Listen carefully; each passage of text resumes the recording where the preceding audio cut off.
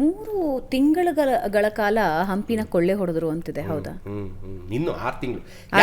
ಯಾಕೆ ಅಂತಂದರೆ ನೋಡಿ, ಅವರು 1565 ಡಿಸೆಂಬರಲ್ಲಿ ಯುದ್ಧ ನಡೆದಿದ್ದು. ಡಿಸೆಂಬರ್ ಜನವರಿ ಯುದ್ಧ ಮುಗಿಯುತ್ತೆ.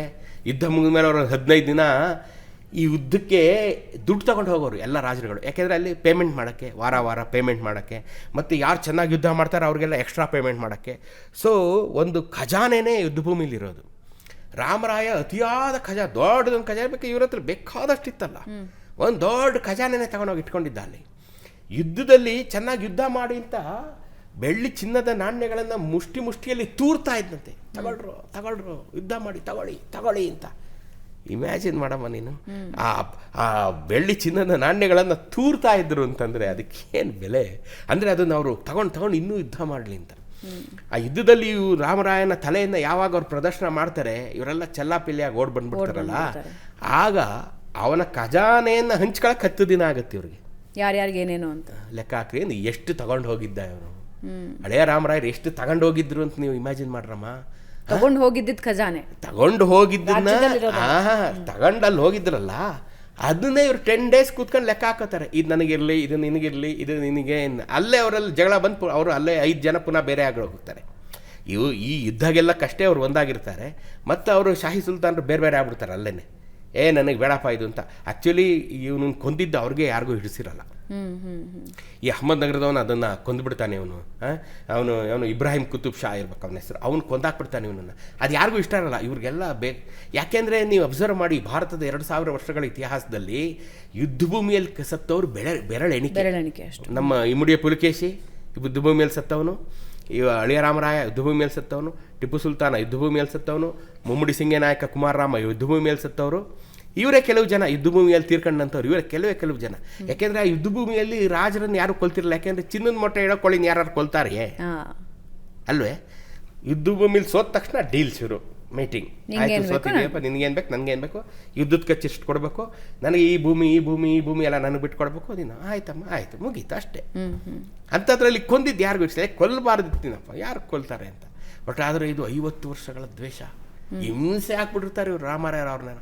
ನೀನೀಗ ರಾಜ ಅಲ್ಲ. ಸೊ ಇವರು ಬೆರಳ ತುದಿಯಲ್ಲಿ ನಡೀತಾ ಇರುತ್ತೆ ಇಡೀ ದಕ್ಷಿಣ ಭಾರತ. ಆ ಕೋಪಕ್ಕೆ ಅವ್ನು ಕೊಂದಾಕ್ಬಿಡ್ತಾರೆ. ಆ ತಲೆಯನ್ನು ಅವರು ನೋಡಿ, ಹಳೆಯ ರಾಮರಾಯರು ಬಕೇರಲ್ಲಿ ಇದನ್ನು ಬರೆದಿದ್ದಾರೆ, ತಗೊಂಡೋಗ್ತಾರೆ ಅಹಮದ್ ನಗರಕ್ಕೆ. ಮೊನ್ನೆವರೆಗೂ 18th ಸೆಂಚುರಿವರೆಗೂ ಅದನ್ನು, ಈ ಯುದ್ಧ ನಡೆದ ರಾಮರಾಯ ತಲೆಯನ್ನು ಕಡಿದ ದಿನ ಆ ತಲೆಯನ್ನು ಹೊರತೆಗೆದು, ಆ ಬುರುಡೆಯನ್ನು ಹೊರತೆಗೆದು ಅದಕ್ಕೆ ಸಿಂಗಾರ ಮಾಡಿ ಬಣ್ಣ ಹಚ್ಚಿ ಉರುಸು ಮಾಡ್ತಾ ಇರ್ತಾರೆ ಅಹಮದ್ ನಗರದಲ್ಲಿ, ಮೆರವಣಿಗೆ ಮಾಡ್ತಾ ಇರ್ತಾರೆ. ಅದನ್ನು ಯಾವಾಗ ಬ್ರಿಟಿಷ್ ಅಧಿಕಾರಿಯೊಬ್ಬ ನೋಡಿ ಅದನ್ನು ರೆಕಾರ್ಡ್ ಮಾಡ್ತಾನೋ, ಅವತ್ತಿಂದ ಆ ಫ್ಯಾಮಿಲಿನೂ ಆ ಬುರುಡೆಯು ಕಣ್ಮರೆಯಾಗುತ್ತೆ. ದೇ ಹೈಡ್ ಔಟ್, ಕಣ್ಮರೆ ಆಗೋಗ್ತಾರೆ. ಈ ಅಹಮದ್ ನಗರದ ಶಾಹಿ ಸುಲ್ತಾನರ ವಂಶಸ್ಥರು ಕಣ್ಮರೆ ಆಗೋಗ್ತಾರೆ. ಅವತ್ತಿಗೆ ಅದು ನಿಂತೋಗುತ್ತೆ. ಅದನ್ನು ಬರೆದಿದ್ದಾರೆ, ನೋಡಿ ಬರೆದಿದ್ದಾರೆ. 1800ರವರೆಗೆ ಅದು ಆಲ್ಮೋಸ್ಟ್ 200-250 ವರ್ಷ ಒಂದು ವರ್ಷಾಚರಣೆ ನಡೀತಾ ಇರುತ್ತೆ. ವಿಜಯನಗರದ ಸಂಭ್ರಮಾಚರಣೆ, ವಿಜಯನಗರವನ್ನು ಗೆದ್ದ ಸಂಭ್ರಮಾಚರಣೆ 250 ವರ್ಷಗಳ ಕಾಲ ನಡೆಯುತ್ತೆ.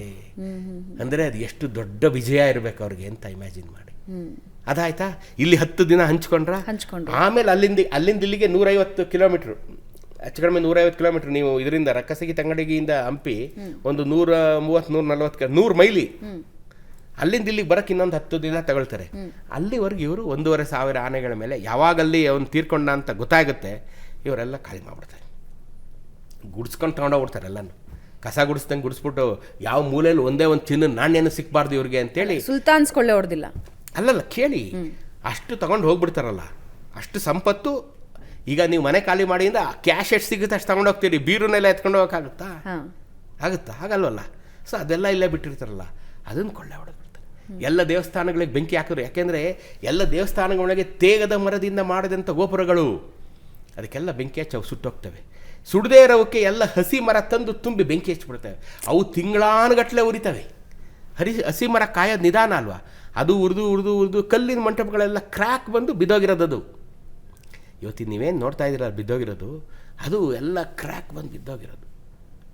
ಆ ರೀತಿ ಉಗ್ರ ನರಸಿಂಹ ಅಲ್ಲ ಅವನು, ಯೋಗ ಲಕ್ಷ್ಮೀ ನರಸಿಂಹ. ಅವಳು ತೊಡೆ ಮೇಲೆ ಲಕ್ಷ್ಮಿ ಕೂತಿದ್ಲು, ಅದನ್ನು ಹೊಡೆದಾಕಿದ್ರು. ಈಗ ಅವನು ಉಗ್ರ ನರಸಿಂಹ ಆದ. ಈಗಿರೋ ಅಷ್ಟನ್ನು ರಿಟೈನ್ ಮಾಡ್ಕೊಂಡಿದ್ದೀವಿ ನಾವು ಅಷ್ಟೇ. ಆ ರೀತಿಯಾಗಿ ಈ ದಾಳಿಗೆ ಸಿಗದೆ ಉಳಿದಂಥ 2 ದೇವಾಲಯಗಳು, ಒಂದು ಪಂಪಾ ವಿರೂಪಾಕ್ಷ, ಇನ್ನೊಂದು ಮಾಲ್ಯವಂತ ಬೆಟ್ಟದ ಮೇಲಿರುವಂಥ ರಘುನಾಥ ಶ್ರೀರಾಮ ದೇವರು, ಇವರಿಬ್ಬರು ಮಾತ್ರ ಸಿಕ್ಕಲಿಲ್ಲ ಅವ್ರ ಕೈಗೆ. ಹಾಗಾಗಿ ಶತಮಾನಗಳಿಂದ ಪಂಪ ವಿರೂಪಾಕ್ಷನಿಗೂ ಪೂಜೆ ನಿಲ್ಲಿಲ್ಲ, ಮಾಲ್ಯವಂತ ರಘುನಾಥನಿಗೂ ಪೂಜೆ ನಿಲ್ಲಿಲ್ಲ.